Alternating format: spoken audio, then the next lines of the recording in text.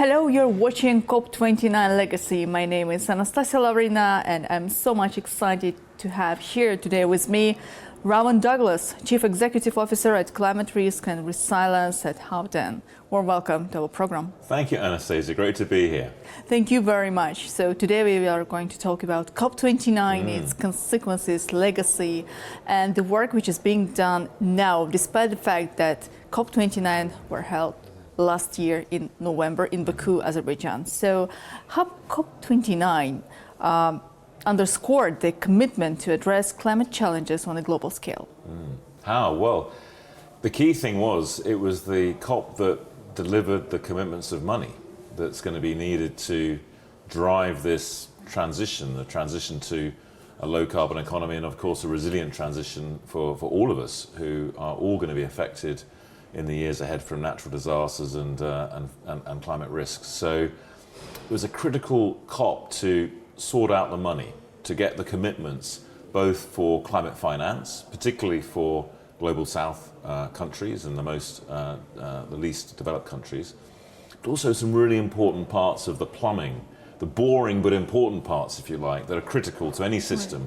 For example, allowing carbon markets to operate under the Paris Agreement. It's a critical piece of the jigsaw puzzle to allow the economics to sort of retrain the invisible hand of economics to allow carbon to be properly valued and accounted for so that it can be decarbonized, so we can value forests, so we can value other carbon sinks. And this was sort of the critical COP to get these things sorted, and it did. And for many of us, it was a very, very important COP, particularly those of us like me who work in finance, especially people like me who work in insurance, because right at the end of the COP, Simon Steele, who was the Executive Secretary of the NFCC, described this COP as the insurance policy for the world. And those of us in the insurance sector thought, at last, our time has come. Indeed. Let us talk a bit more about these important issues. Insurance. The role of insurance in solutions to address the climate transition. It was very tough discussions among the participants during the COP29, and the countries tried to understand whether it's the right time to start negotiations about the future financial opportunities to deal with the climate changes. So, role of insurance in this particular issue. Well, it was an important COP for our industry of insurance, but not just the private industry, the public insurance systems in the world and the cooperative ones, because here in Baku, it's one of the reasons I'm back here 3 months later, is we had the official UN Climate Champions endorsement of an insurance breakthrough, a recognition that insurance, which is all about helping businesses as well as individuals understand risk and manage that risk and finance that risk. Without insurance, a lot of things can't happen. You can't drive cars, you can't fly planes, you can't often raise credit. It's one of the issues we're seeing potentially in the US right now with the terrible wildfires and the concerns about access to insurance and access to credit. So insurance is a really key hidden enabler. It's another one of these things that's sometimes seen as boring but important. It's very important when you can't get it. And the great thing was that this COP, it was identified as being a key requirement to bring insurance to bear, both the risk understanding that the insurance sector has in its grasp, but also the mechanisms to allow all of us to share risk across the world and even between generations. Insurance is the ultimate community product. The problem is that not enough people have access to it. So it was an exciting breakthrough in thinking, in imagination that allowed us to do it here. Maybe that was the Baku magic, because it hadn't happened before.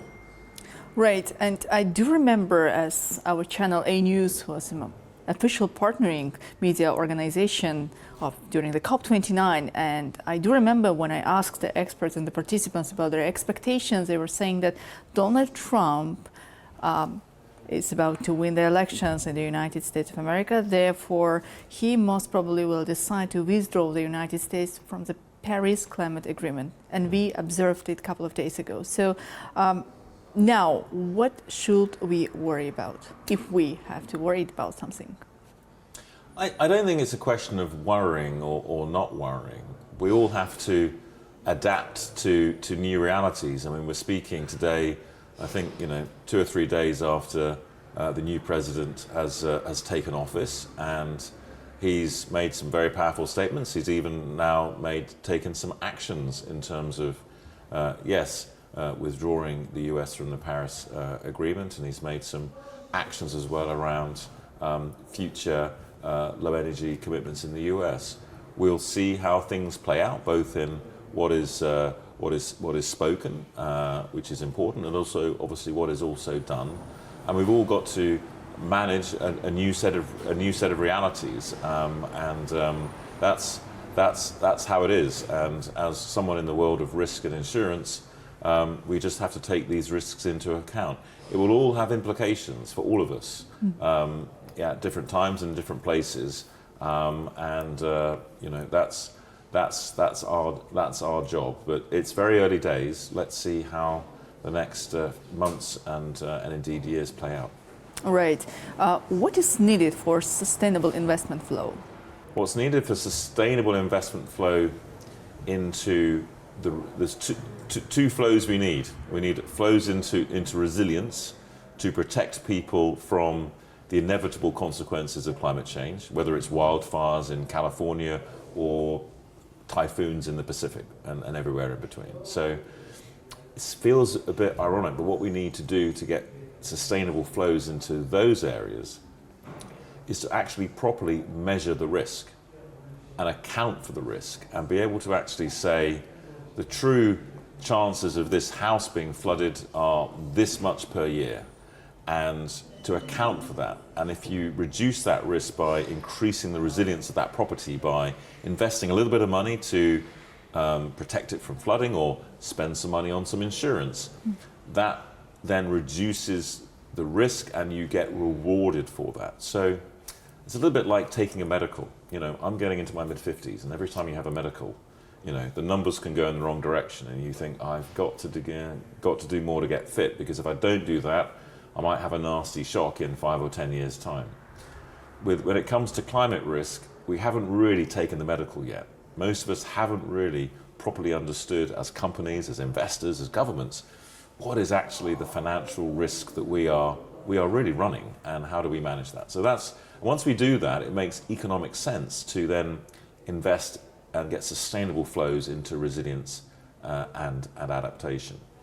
In the low carbon side, in some ways it's a little bit easier, because regardless of wider public policy, in many cases renewable energy is becoming very competitive in terms of the cost of renewable energy, and also attractive for reasons of security of supply, of security of sovereign control over energy, the ability. And I've seen some developments here in Azerbaijan about people being able to essentially manage their own electricity through their own needs, even sell electricity back to the grid. So I think in the low carbon side, in some ways it's easier in some technologies. There are others where we still need to have support, and critically to de-risk investments, to make sure that the scale of investment and the speed of investment can happen at the sort of pace we need.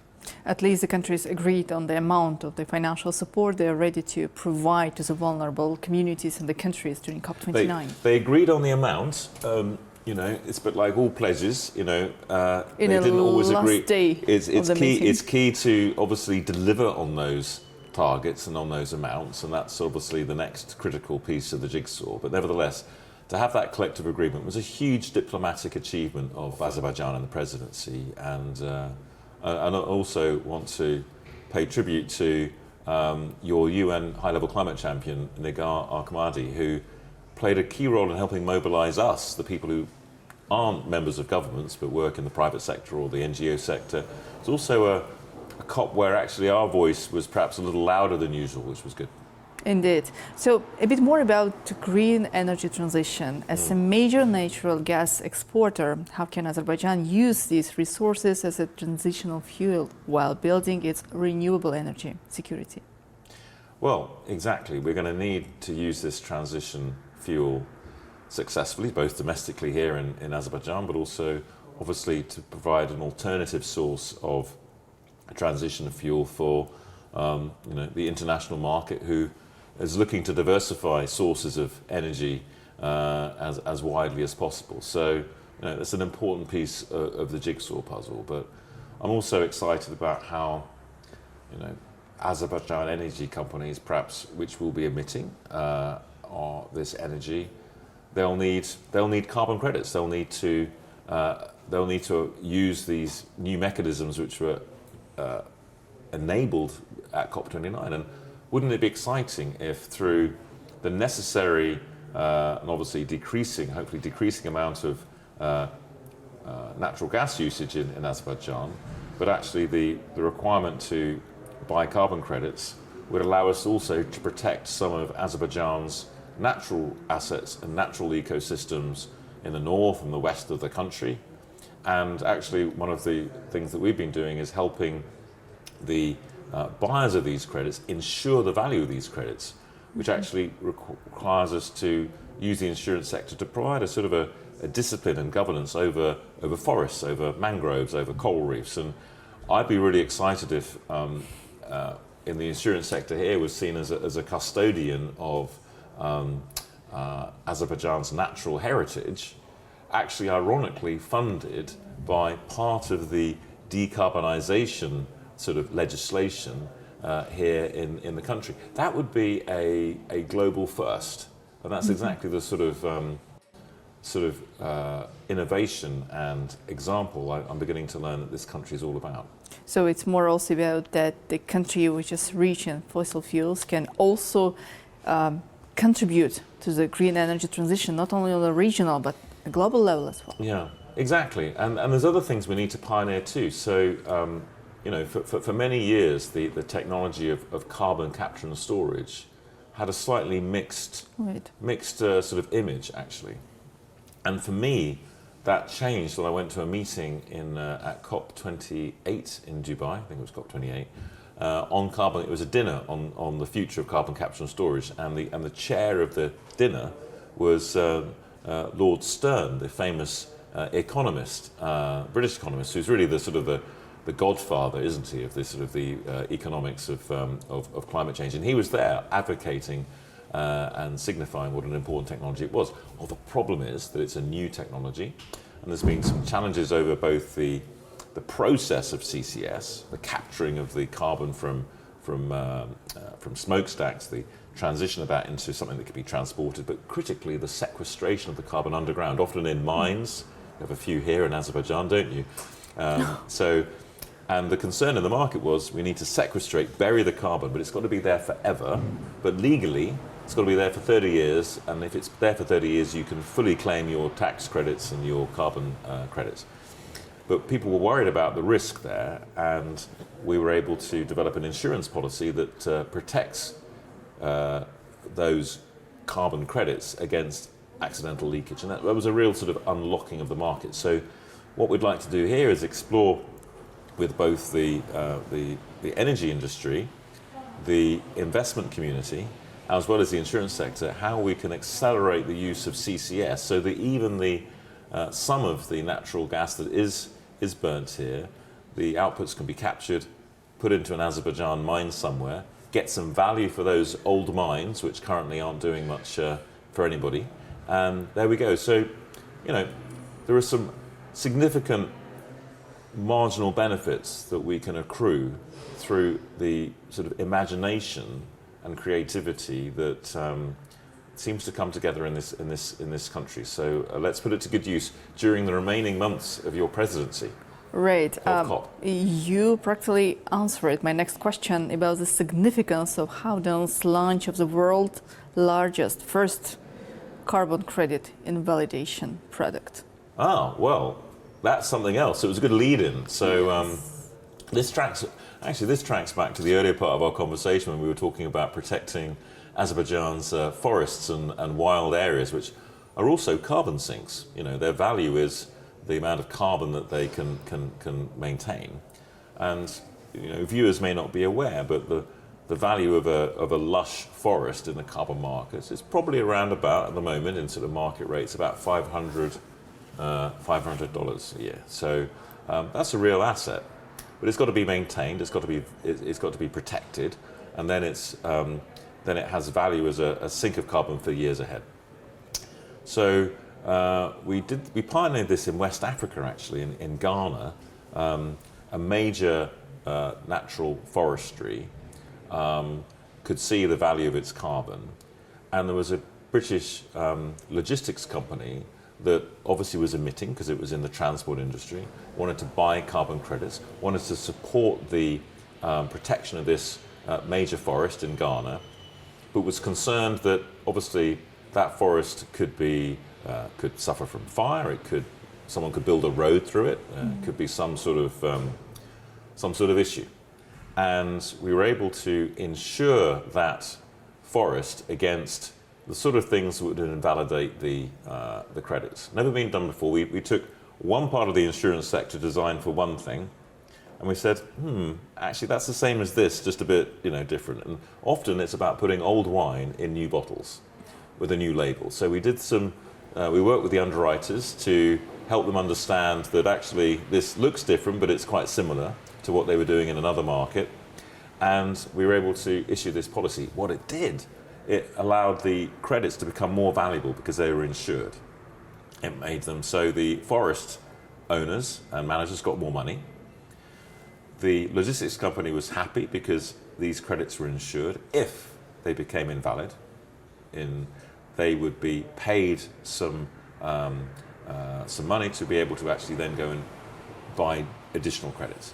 So everybody was happy, but what it meant was insurance became not just a financial mechanism, it became a form of governance, because the insurers obviously weren't going to take the risk on unless they were very comfortable about the quality of the forestry, that they were going to be observing and watching that through satellites and remote sensing. So it was a real breakthrough, but it only happened last year. We don't need 2 or 3 of these facilities. We needed this to cover millions of square kilometers of forests and mangroves around the world. So let's get cracking here. Great. A bit more about importance to support the vulnerable communities and the countries. In what ways does pre-financing help vulnerable communities respond to climate disasters? Usually we know if something happened, the countries are trying to react as a post-reap. But to do something in advance to prevent it or help the countries to deal with what they see in their place of living, the vulnerable communities, how is that important at the moment? Well, it's absolutely essential, and it's become more essential. I suppose it's at the heart of what insurance is all about. So obviously communities, we all face risk wherever we live, but there are some communities who are obviously in areas which are more prone to disasters and may live in particularly vulnerable settlements, vulnerable houses. Obviously the first thing to do is think, how can we adapt? What can we do to make life safer? Maybe adapting our homes, adapting our lifestyles, maybe even necessarily thinking about having to move where we live or work. So that's adaptation, and sometimes we do it ourselves, sometimes governments help us. But there comes a point, even if you do adapt, there are still risks. Japan is probably the most adapted, the most resilient major country in the world. You travel to Japan, you can see it. The place is built to withstand floods and earthquakes and typhoons. But nevertheless, when there's a big typhoon that goes through Japan, they have millions and sometimes even billions of dollars of losses. And we shouldn't forget that Japan is a developed country. It's a very developed country. So even a highly developed, highly adapted country necessarily has to be ready for the costs of climate shocks. And the thing about Japan is that many, many people are insured through all sorts of special systems, sometimes in the private sector, sometimes in the government sector. So they know that they have an entitlement, a contingent asset when that disaster occurs, and that can help them recover. It can also help them get mortgages. It can help them manage their life around this risk. The challenge is for many of us around the world, we don't have any form of prearranged protection. So when these disasters happen, we may lose everything, assets, our jobs, but also when it comes to it, we literally have to metaphorically put our hands out and hope that we may get a handout from the government, we may get some relief from a charity or a humanitarian aid in the poorest countries. That isn't how it should be. What we should have is a system where this risk is modelled and measured, and these things are quantifiable. They obey the laws of physics, unlike many risks we face. And money should be put aside through insurance-type mechanisms so that either we pay some of it ourselves as individuals or as companies, or quite often it's subsidised. Insurance is heavily subsidised in America, in Europe for agriculture, for example. So farmers pay some, but often because of a food security issue, governments pay a lot. So that when a disaster occurs, you know that if it hits you to a certain level with certain parameters, you're going to receive a payout. Of course, it's in everybody's interest to reduce the amount of insurance you have to buy because it costs money, so that incentivizes people to adapt where possible. So, but without that, people can become hopeless. And so we're excited again by what happened at COP, because here in Baku there was further progress in the mechanisms to implement a huge breakthrough called loss and damage, which is the mechanism to support particularly the most vulnerable countries, and particularly small underdeveloping states, from these shocks, where there's going to have to be sort of an international insurance system between countries. And we're quite involved in that mechanism. Supports countries, which then flows down to individuals and communities and businesses in those countries. So, but without that, you're really at the mercy of what happens tonight, tomorrow, next year, and none of us can foretell when the next disaster might happen, so we have to be prepared. So how do you envision the future of COP, its legacy, its importance, its viability? I think there's, if I may say, two legacies for COP29. Really important structural breakthroughs here in Baku, which will enable Brazil and the COP31 and the whole process to move forward at pace. And for those of us in the gearbox, in the plumbing of financing climate change, the low carbon transition, but particularly also resilience, it was a huge breakthrough. The other breakthrough, and a breakthrough through insurance, but the other breakthrough, if I may say, is for Azerbaijan and Baku. I am one of tens of thousands of people now wandering around the world, having been here, thinking, why didn't I come here before? I mean, so it was your first visit during COP29? It was my COP29. first visit in COP29. It was, unfortunately, I haven't yet had the chance to travel around the country. I've really only ever had a chance to be in Baku. So I know there's much more to Azerbaijan than Baku, I know that. But it's a remarkable city. It's a blend of modern and ancient and the best of in between. It's vibrant, it's incredibly sophisticated, it's clean. And so it's not that we didn't expect that, but those who have never traveled before may not realize just quite how sophisticated it is. But it was also a brilliantly run COP. I mean, we've been to many COPs, they're all great, but some are greater than others. And I think everybody was amazed at how you put that organization on so quickly. And then also, from a diplomatic point of view, we're able to navigate a particularly nuanced process and year. So as well as having an impact for the world, I think also it's had a big impact on the world's view of Azerbaijan. Certainly I wouldn't be back here again if it hadn't been such a successful COP, and I don't think this will be my last visit. I hope not. We also hope, and I hope, that you will have enough time to travel around the cities and to see the beauties and hospitalities of Azerbaijan. Do you have any recommendations? I will. I will suggest you some places to visit, but in any case, when you travel to the cities, you can enjoy its unique beauties and, as I said already, hospitality of Azerbaijani people.